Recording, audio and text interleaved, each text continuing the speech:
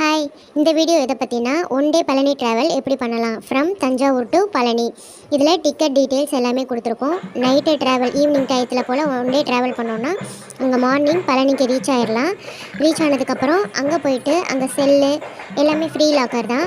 But செல்லுக்கு மட்டும் 10 rupees pay பண்ணிவிட்டு எத்தனை செல் வேணாலும் அங்கே வெளியில் கொடுத்துட்டு போயிடணும்.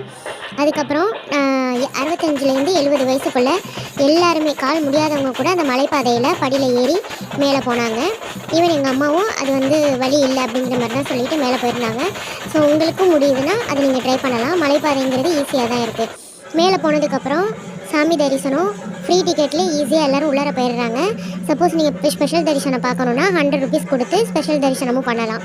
அது முடிச்சதுக்கப்புறம் நாங்கள் ஒரு 2-2:30 போல் வெளில வந்துட்டோம். பிரசாதம் அன்னதானம் சாப்பிட முடியலை, ஏன்னா அதில் அவ்வளோ கூட்டமாக இருந்ததுனால அங்கே கொடுத்துருக்க பஞ்சாமிரத்தை மட்டும் பிரசாதமாக எடுத்துக்கிட்டு கீழே ட்ரெயினில் இறங்கி வந்தாச்சு.